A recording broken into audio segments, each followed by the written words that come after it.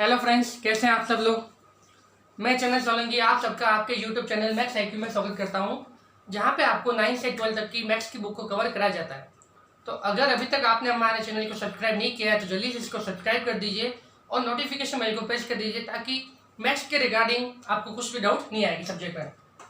जो भी चैनल को पहली बार इस वीडियो पर आए हैं उनके लिए मैं जल्दी से क्विक रिव्यू दे दूं कि आप हमारे प्लेलिस्ट में जाइए मैथ्स आईक्यू के, वहाँ पे आपको 9 के 10 के और 12 के वीडियो आराम से अपलोड किए हुए हैं, वो मिल जाएंगे। ठीक है फ्रेंड्स, प्लेलिस्ट बनी हुई है चैप्टर वाइज।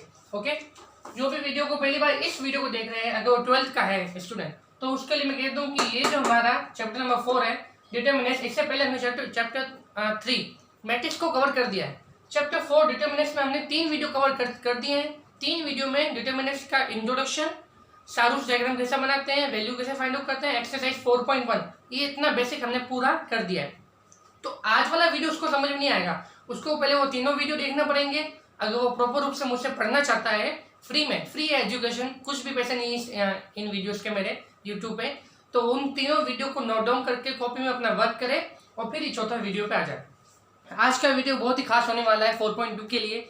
ये वीडियो डिसाइड करेगा कि आपकी 4.2 एक्सरसाइज के स्किल कैसे होने वाली है। तो इस वीडियो को बहुत ही अच्छे से देखना है, बहुत ही अच्छे से समझना है। ये पूरा कॉन्सेप्ट है आपका 4 एक्सरसाइज 2 के लिए। ठीक है फ्रेंड्स, चलिए आज हम बात करते हैं प्रॉपर्टीज ऑफ डिटर्मिनेंट्स। तो वीडियो कैसे रहने वाला है मैं आपको बता देता हूँ।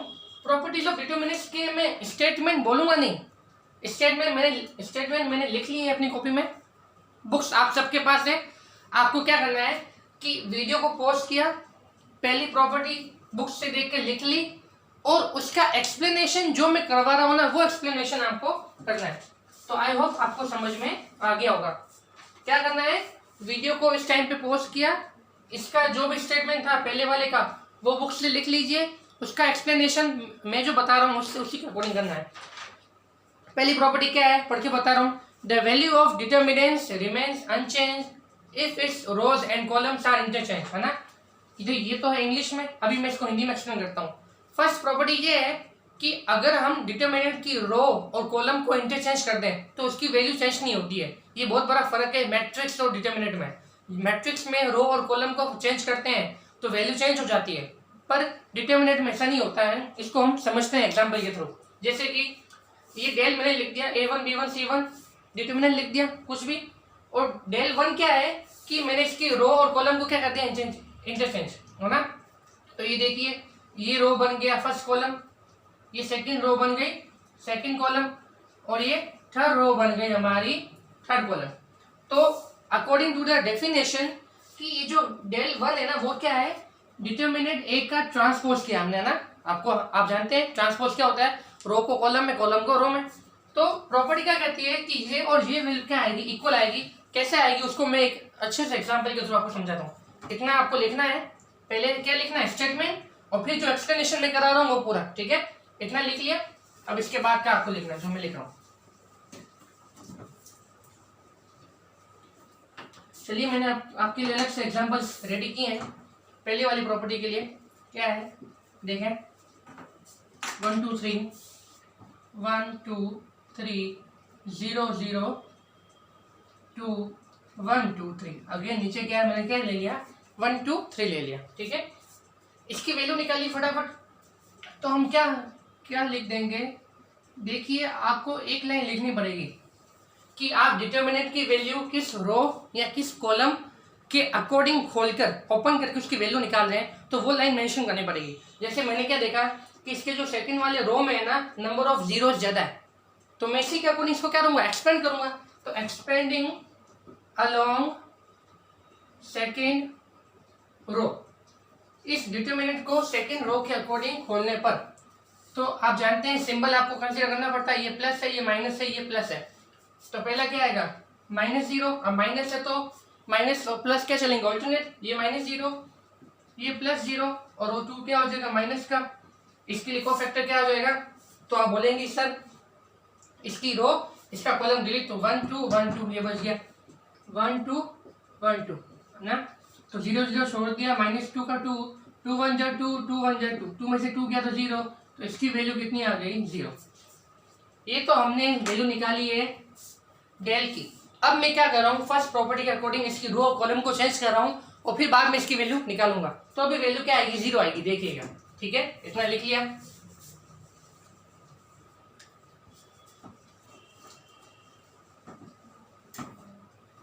तो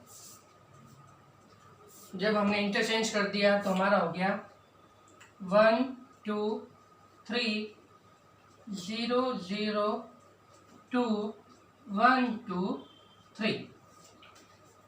अब इसको हम क्या खोलेंगे, अगेन इसको मैंने del 1 कह दिया, एक्सपेंडिंग अलोंग। तो आप देखेंगे कि जो नंबर ऑफ जीरोज है वो सेकंड कॉलम में है ना, तो अलोंग सेकंड कॉलम। अब यहाँ पे क्या लिखेंगे कि सेकंड कॉलम के अकॉर्डिंग इसको खोलने पर, तो ये प्लस, ये माइनस, ये प्लस है ना, तो -0 और -0 ये क्या हो जाएगा +0, इक्वल टू लगा देना आगे, ये +0 तो 2 क्या हो जाएगा माइनस का। इस 2 के लिए क्या लिखना है, कोफैक्टर।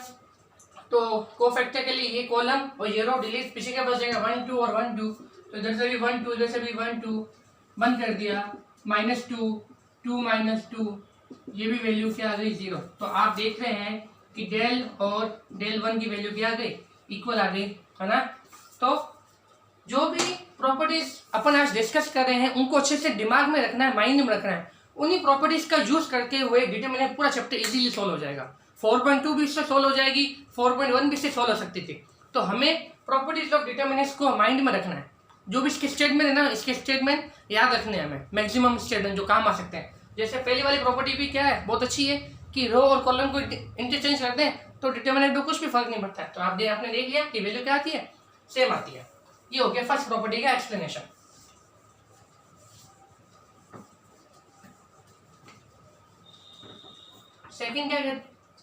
सेकंड प्रॉपर्टी क्या कहती है, आपकी बुक्स में देखिएगा, आपकी बुक्स में लिखी हुई सेकंड प्रॉपर्टी, बोल रहा हूं मैं इसका statement. If any two row और column of a determinant are interchange then sign of determinant changes but value remains unchange.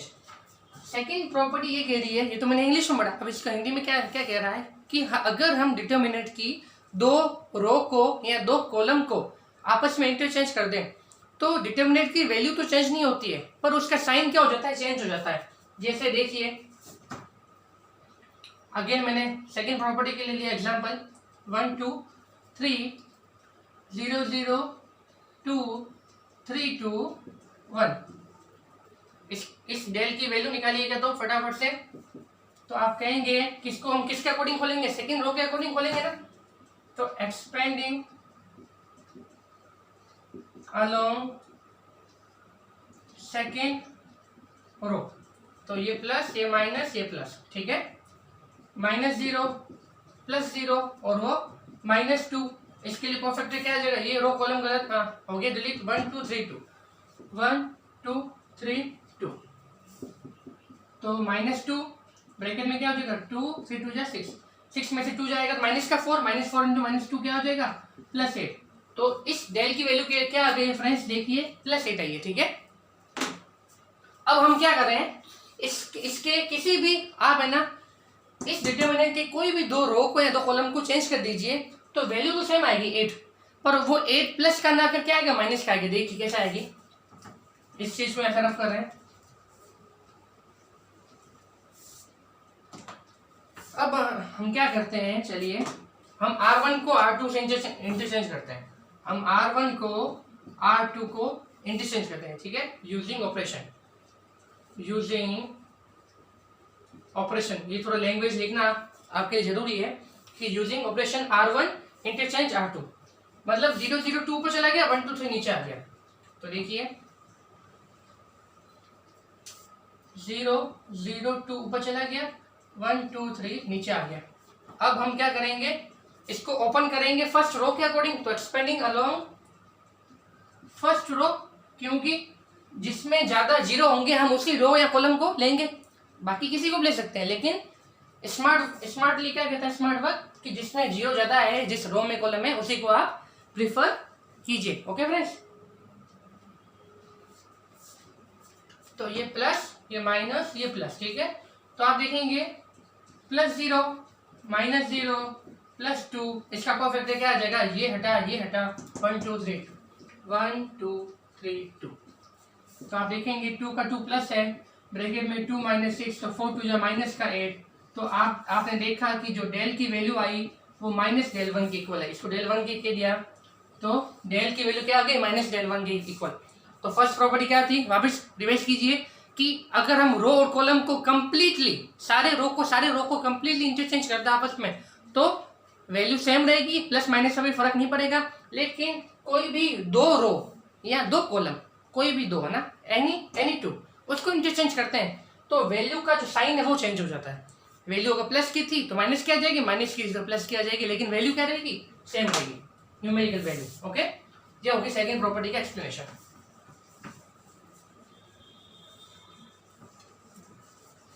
तीसरी प्रॉपर्टी क्या कहती है, थर्ड प्रॉपर्टी कहती है, इंग्लिश में पहले बोल के बता रहे हैं, इफ एनी 2 rows और column of a determinant are identical then value of determinant is always 0। कि थर्ड प्रॉपर्टी ये कह रही है आपके पास कि अगर डिटर्मिनेंट के कोई 2 रो या कॉलम, डिटर्मिनेंट की कोई 2 रोज या कॉलम आइडेंटिकल है, इक्वल है, दिखने में एक जैसी है, तो डिटर्मिनेंट को सोल्व करने की जरूरत ही नहीं है, उसकी वैल्यू हमेशा 0 आएगी। जैसे अगर आपने ध्यान से वीडियो देख रहे हैं तो मैंने फर्स्ट प्रॉपर्टी को एक्सप्लेन करने के लिए जो डिटर्मिनेंट लिखा था वो क्या लिखा था, 1 2 3 0 0 2 1 2 3। इसकी वैल्यू हमने निकाली भी थी, 0 आई थी ना। क्यों 0 आ गई थी, क्योंकि आप देखिए कि R1 और R3 इक्वल है ना, सो डेल क्या आ जाएगा, 0। सीधे लिखना है, निकालने की जरूरत भी नहीं है। फर्स्ट में तो अपने फर्स्ट प्रॉपर्टी के लिए इसको एक्सप्लेन किया था। थर्ड में क्या है कि अगर कोई भी 2 रो या कोई 2 कॉलम्स इक्वल है, वैल्यू उनकी बिल्कुल सेम है, प्लस माइनस भी सेम होना चाहिए वैल्यूज का, तो उस डिटर्मिनेंट की वैल्यू क्या आ जाएगी फ्रेंड्स, 0 आ जाएगी। ये हो गया थर्ड वाली प्रॉपर्टी का एक्सप्लेनेशन। ओके, फोर्थ नंबर क्या है, सुनिए पहले statement, if each element of a row और column of a determinant is multiplied by a constant number k, then its value get multiplied by k। देखिए क्या कह रहा है वो फोर्थ प्रॉपर्टी के लिए कि अगर मेरे पास कोई डिटर्मिनेंट है, डेल मैंने उसको मान लिया कि a1 a2 a3 b1 b2 b3 c1 c2 c3।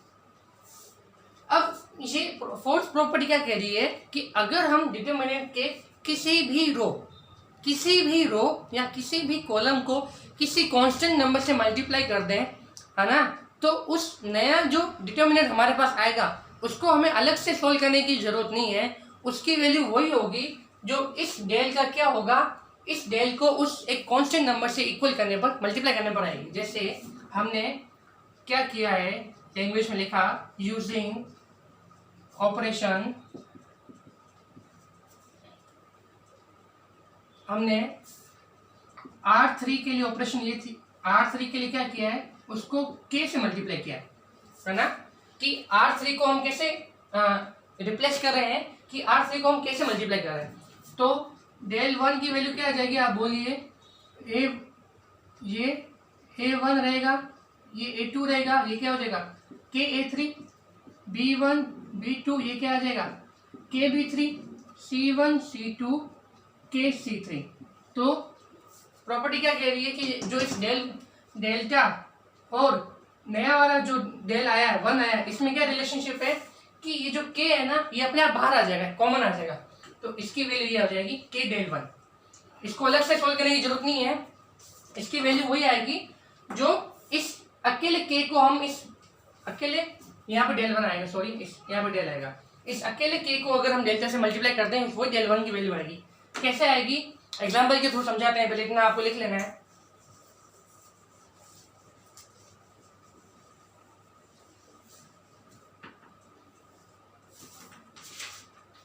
देखिए प्रॉपर्टी 4 के लिए एग्जाम्पल वही ले लिया हमने, 1 2 3 0 0 2 3 2 1। इसको हमने सोल्व किया था सेकंड वाले में, तो इस वाले डेल की वैल्यू कितनी आई थी, 8 आई थी, अगर आपने वीडियो ध्यान से देख रहे हैं तो।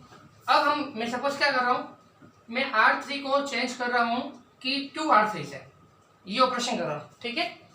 तो मुझे बताइए del 1 क्या हो जाएगा, 1 2 3 0 0 2।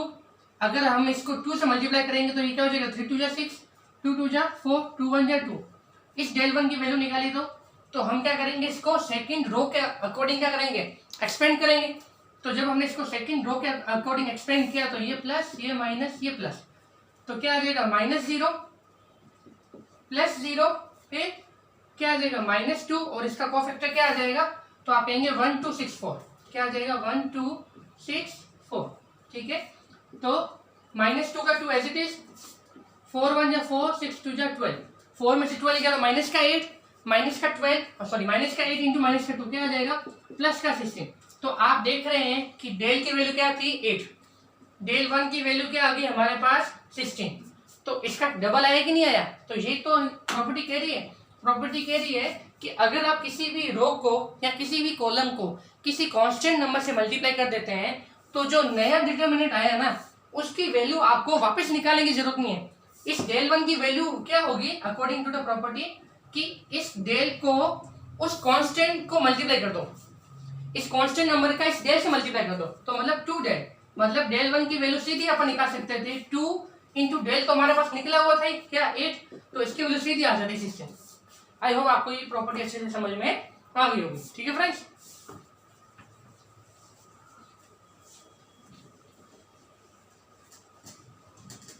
नंबर 5 क्या है,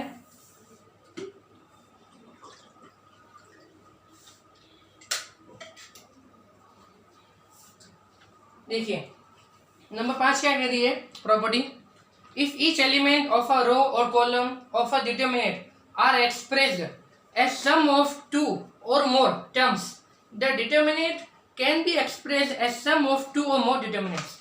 मीन्स देखिए फिफ्थ का अपन एक्सप्लेनेशन पूरा नहीं देंगे, इजी है कि अगर हम डेल की वैल्यू से लिख दें a1 a2 a3 b1 b2 b3 c1 c2 c3 plus d1 plus d2 plus d3, तो आप ये कह रहा है कि अगर किसी भी डिटरमिनेंट में ऐसा कुछ है कि किसी भी एलिमेंट के साथ कुछ नंबर प्लस में है तो इसकी वैल्यू आपको निकालनी है, तो आप इसमें 2 डिटरमिनेंट को अलग कर दीजिए। इसका एक्सप्लेनेशन आप बुक्स में देख लेना, बहुत ही ईजी है, मुझे करवाने की जरूरत नहीं है, ठीक है। तो इसकी वैल्यू क्या हो जाएगी, सीधा ये आप लिख सकते हैं a1 a2 a3 b1 b2 b3 c1 c2 c3 plus d1 d2 d3 b1 b2 b3 c1 c2 c3। समझ में आ गया कि बाय चांस कोई एक यहाँ पर ऐसा कुछ नंबर है जो कि बहुत ज्यादा है तो आप इस a1 a2 a3 का b1 c1 के साथ कॉम्बिनेशन और इस d1 का उसके साथ कॉम्बिनेशन अलग अलग कर दीजिए, फिर दोनों डिटरमिनेंट की वैल्यू निकाल के दोनों को प्लस कर सकते हैं अलग अलग। अगर कुछ खास प्रॉपर्टी नहीं है तो इसका बुक से डेरिवेशन देख लेना, समझ में अगर आ जाता है तो लिखने की जरूरत नहीं है ना, सिर्फ इतना लिख देना खत्म, ठीक है। नंबर 6 प्रॉपर्टी, ये पेज हमारा हो गया कंप्लीट।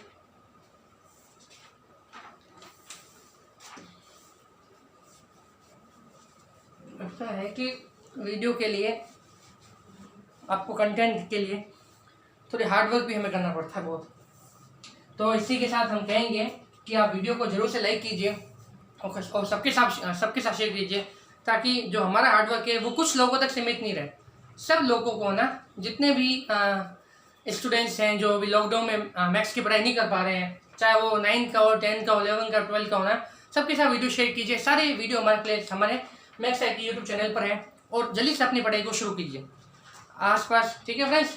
तो सबके साथ शेयर कीजिए हमारे चैनल को, वीडियो को जरूर से लाइक कीजिए। 6 प्रॉपर्टी क्या कह रही है, सुन लीजिए पहले स्टेटमेंट, बुक्स में तो ही आपके पास लिखा हुआ, if the element of any row और column of a determinant is added or subtracted with any of other row or column with a multiple of constant, then value of the determinant does not change, है ना। तो देखिए बहुत लंबा चौड़ा statement है, short में समझाता हूँ। देखो क्या कह रहा है, वो ये कह रहा है कि अगर a1 b1 c1, सॉरी यहाँ पर मैंने क्या लिया है a1 a2 a3 लिया ना, A1 A2 A3 B1 B2 B3 C1 C2 C3।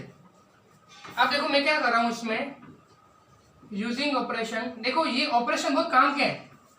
आपको एक्सरसाइज 4.2 है ना, ऐसे जो क्वेश्चन दिख रहा है उसको ऐसे ऐसे सॉल्व नहीं करना है कि आपको 4.2 में क्वेश्चन देखिएगा बहुत ही सिंपल। आप जाएंगे बुक्स खोलेंगे तो 4.2 का पहला क्वेश्चन क्या है, बहुत ही सिंपल है। सिर्फ लिखा हुआ है डिटर्मिनेंट लिखा हुआ है 3/3 का, उसकी वैल्यू निकालनी है। तो उसको 4.1 के जैसे सॉल्व नहीं करना है, ये ऑपरेशन यूज में लेने हैं। आपको देखना है कि कोई दो रो या कॉलम इक्वल तो नहीं है, तो वैल्यू सीधी 0 हो जाएगी। कॉलम और रो को इंटरचेंज करके देखिए कुछ फायदा हो सकता है कि नहीं हो सकता है, या ऑपरेशन कीजिए। ऑपरेशन का मतलब है कि किसी रो और कॉलम में से किसी रो कॉलम को सब्ट्रैक्ट कीजिए, क्योंकि वैल्यू चेंज होती नहीं है। जैसे यहाँ पे देखिए, यहाँ पे हम क्या कर रहे हैं, कॉलम 1 को चेंज कर रहे हैं कि कॉलम 1 प्लस KC3। मतलब इस कॉलम 1 की जगह मैं क्या लिखूंगा, कॉलम 1 के एलिमेंट लिखूंगा प्लस इस कॉलम 3 का K से मल्टीप्लाई करके एलिमेंट्स इसमें लिखूंगा। ऐसा हम डिटर्मिनेंट में ऐसे करेंगे ताकि वो वैल्यू सिंप्लीफाई हो जाए, वैल्यू जो लॉन्ग वैल्यू होगी ना क्वेश्चन है वो छोटी हो जाए और हमारा क्वेश्चन जल्दी सोल्व हो जाए। ऐसा करने से कुछ फर्क नहीं पड़ेगा, इस पर डिटर्मिनेंट की वैल्यू चेंज नहीं होती है। देख लीजिए कैसे चेंज नहीं होगी। तो आप कहेंगे कि सर del 1 क्या हो जाएगा, जल्दी से बोलिए।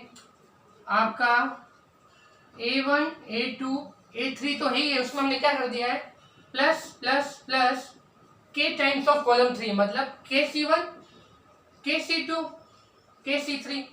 बाकी B1 B2 B3 वाला column as it is, C1 C2 C3 वाला कॉलम एज इट इज। अब देखिए ये कॉलम जब ये ऑपरेशन हमने इसमें अप्लाई किया, देखिए ये पूरा डेरिवेशन में आपको करके बता रहा हूँ जल्दी से। तो आप देखिए, अभी हमने एक प्रॉपर्टी पढ़ी थी कि अगर एक किसी भी रो या कॉलम में सारे एलिमेंट हैं तो उसको हम अलग अलग कर सकते हैं ना। मतलब ये क्या हो जाएगा, ये हो जाएगा A1 A2 A3 अलग लिख दिया, B1 B2 B3 साथ में लिख दिया, C1 C2 C3 साथ में लिख दिया, तीनों में प्लस से बीच में प्लस लगा दिया, और इस K वाले टर्म के लिए एक अलग डिटर्मिनेंट हमने जनरेट कर दिया। तो क्या आ जाएगा, KC1 KC2 KC3, इसको ऐसा रफ कर दे, बीच में क्या आ जाएगा, B1 B2 B3 C1 C2 C3।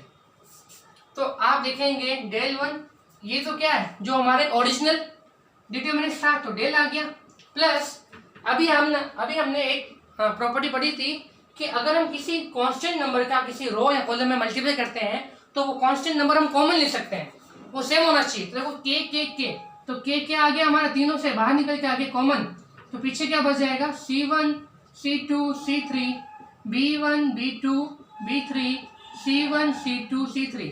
तो आप देखेंगे कि एक प्रॉपर्टी ये भी थी कि अगर कोई दो रो या कॉलम इक्वल होते हैं तो वो डिटर्मिनेंट क्या होता है, 0।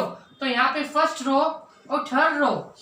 कॉलम और थर्ड कॉलम बिल्कुल आइडेंटिकल है, इसलिए इस डिटर्मिनेंट की वैल्यू क्या होगी, 0। 0 इंटू K क्या होगा, 0। del प्लस 0 क्या होगा, वापिस del। तो del 1 की वैल्यू क्या आ गई, del। तो डिटर्मिनेंट के किसी भी रो या कॉलम में कुछ ऑपरेशन करते हैं सेम, उसी को किसी भी रो या कॉलम को किसी दूसरे रो या कॉलम के किसी नंबर से मल्टीप्लाई करके प्लस से माइनस करते हैं, तो डिटर्मिनेंट की वैल्यू को कुछ फर्क नहीं पड़ता है। ठीक है, तो ये था हमारा प्रॉपर्टी नंबर 6, जिसको मैंने अच्छे से आपको एक्सप्लेन करके बता दिया, कुछ भी डाउट नहीं आएगा इसमें। तो आपको seventh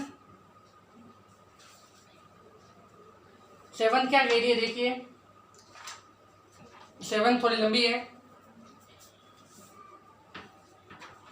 if element of one row और column are multiplied with cofactor of element of any other row और column then their sum is 0। Means ये क्या कह रहा है कि अगर कोई del ऐसे है, A11 A12 A13 A21 A22 A23 A31 A32 A33, अगर आपको याद हो तो मैंने अपने पिछले वीडियो में बताया था कि 4.1 में ना कि अगर हमने डिटर्मिनेंट में माइनस निकाल दिए, कोफैक्टर निकाल दिए, तो डिटर्मिनेंट के लिए किसी रो या कॉलम को एक्सप्लेन करने की जरूरत नहीं है, उसके एलिमेंट को उसके कोफैक्टर से मल्टीप्लाई कर दो, वही उसकी डिटर्मिनेंट की वैल्यू आती है। तो इस del की वैल्यू क्या आ जाएगी कि A11 का कोफैक्टर F11 प्लस A12 का कोफैक्टर F12 प्लस A13 का कोफैक्टर F13। अगर इन तीनों को मैं आपस में मल्टीप्लाई कर दूं तो ये डिटरमिनेंट की वैल्यू आ जाएगी। ठीक है, इक्वेशन नंबर 1। अब हम क्या कर रहे हैं, कुछ ऑपरेशन कर रहे हैं। यहाँ पे क्या कर रहे हैं ऑपरेशन, यहाँ पर मैं लिख रहा हूँ नीचे में, आप लोगों को दिख नहीं दिखे। A11 को रिप्लेस करो मैं A21 से यहाँ पे। ठीक है, A12 को रिप्लेस कर रहा हूँ A22 से और A13 को रिप्लेस कर रहा हूँ मैं A23 से। ठीक है, अगर हम इस चीजों को क्या कर देते हैं, रिप्लेस कर देते हैं, तो देखो क्या होगा। तो आप क्या बोलेंगे कि सर अगर हम रिप्लेस कर देते हैं तो डेल की वैल्यू क्या आ जाएगी। तो डेल इक्वल्स टू A11 की जगह मैंने लिख दिया, क्या लिख दिया फ्रेंड्स, A21 है ना, A21 F11, A12 की जगह क्या लिख दिया मैंने, A22 F12 प्लस A13 की जगह हमने क्या लिख दिया, A13 की जगह हमने लिख दिया फ्रेंड्स हमारा A23 और F13। तो आप देखेंगे कि जब हमने ये चीजें रिप्लेस कर दी, जैसे यहाँ पर A21 था, A22 था, A23, A31, A32, A33, अगर हमने फर्स्ट वाले रो एलिमेंट्स को इससे रिप्लेस कर दिया, A21, A22 या A23, ये रिप्लेस कर दिया, तो इस डिटरमिनेंट में फर्स्ट और सेकंड रो क्या आइडेंटिकल है, तो इस डिटरमिनेंट की वैल्यू क्या आएगी, 0 आएगी। तो इस डेल के इक्वल में क्या रहेगा, इक्वल टू उधर लिख रहा हूँ, डेल के इक्वल में क्या रहेगा, 0 रहेगा।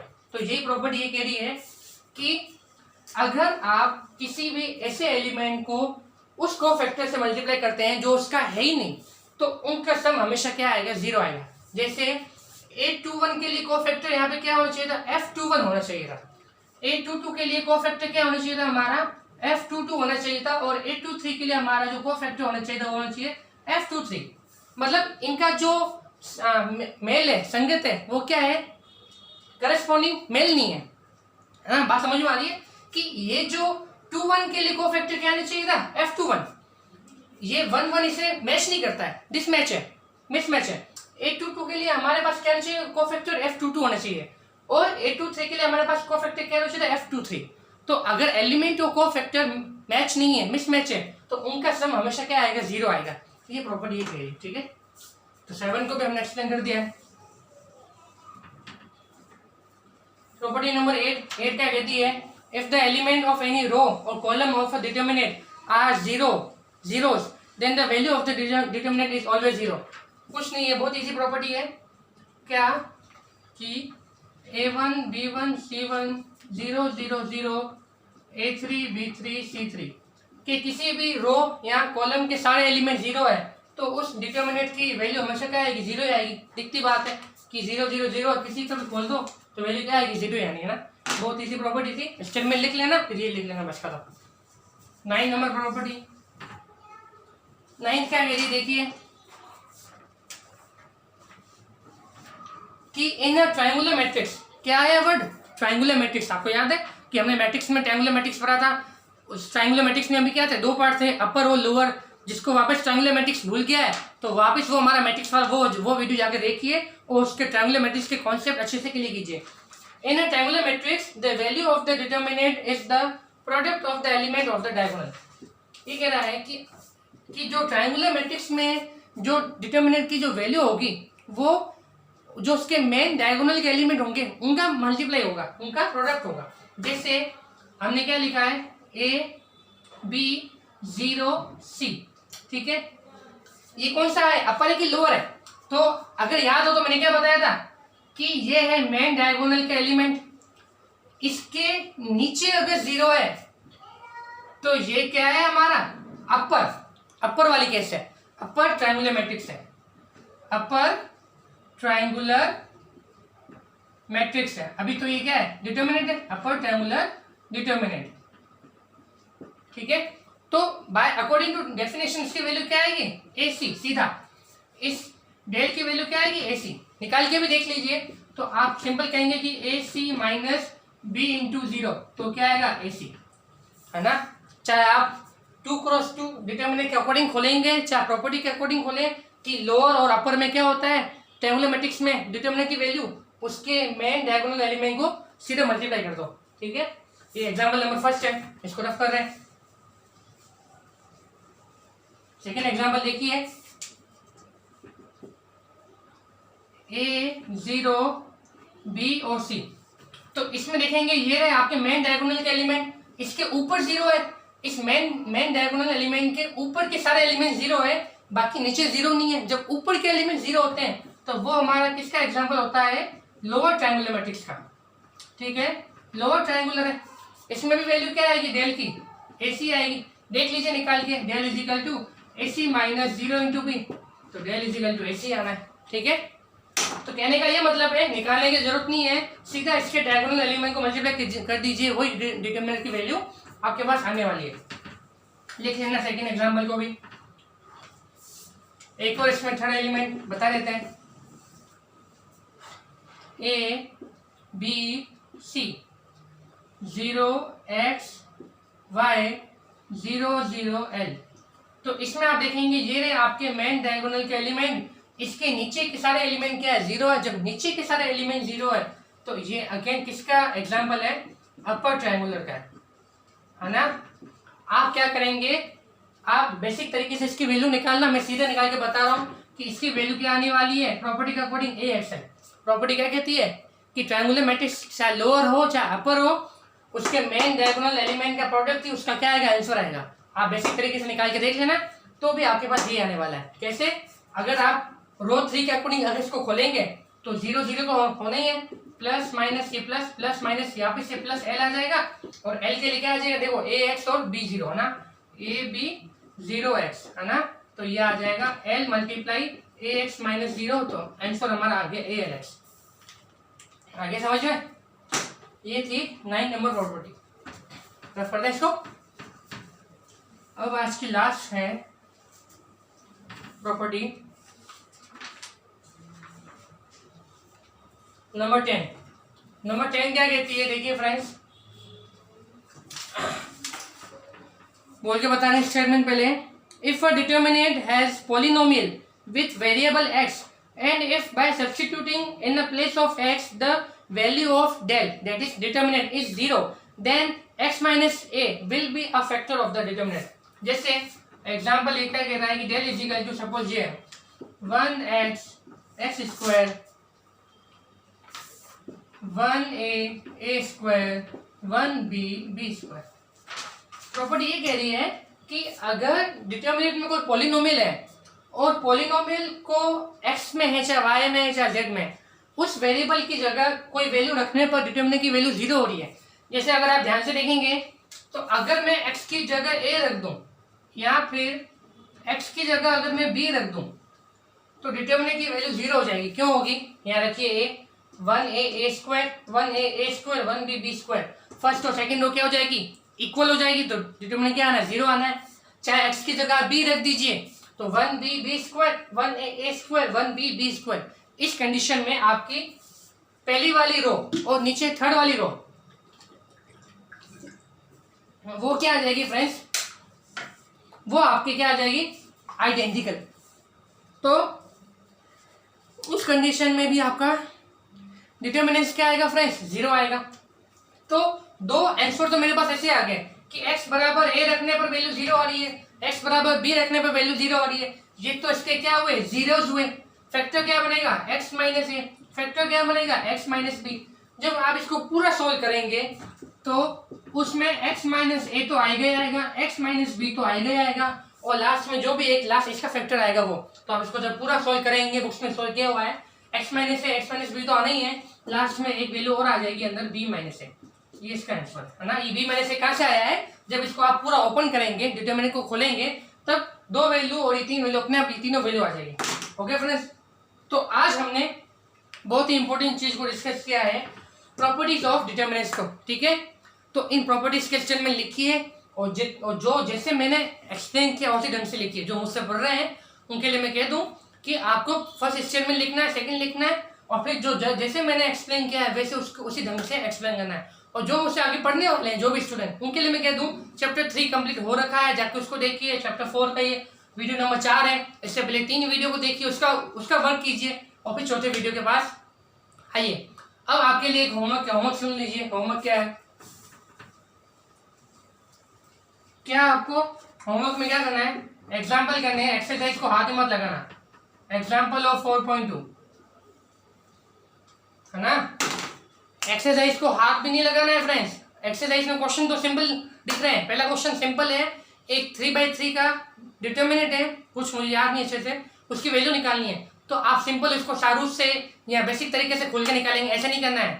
प्रॉपर्टीज को यूज में लेना है, ऑपरेशन करना है, फिर वैल्यू निकालनी है। उससे देखिएगा कि आपकी वैल्यू ऐसे आएगी। वैल्यू अगर डिटर्मिनेंट के अंदर वैल्यू बहुत ज़्यादा बड़ी बड़ी है ना, तो वो वैल्यू अपने आप क्या हो जाएगी, छोटी हो जाएगी।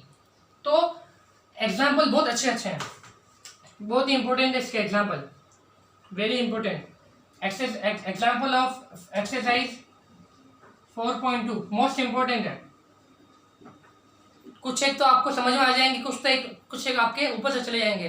तो जो आपके ऊपर से चले जाएं उन एग्जाम्पल को कमेंट बॉक्स में करना, टाइप करना कि सर ये एग्जाम्पल हमसे नहीं हुए हैं। वो एग्जाम्पल मैं आपको करवाऊंगा, लेकिन पहले मैं आपको 4.2 कराऊंगा, पहले मैं आपको मिसलेनियस कराऊंगा। जब तक आपको खुद से ट्राई करना है, ये एग्जाम्पल को खुद से ट्राई करना है, क्योंकि एग्जाम्पल सोल्व तो है, आपको आपका माइंड यूज करके खुद सोल्व करना है।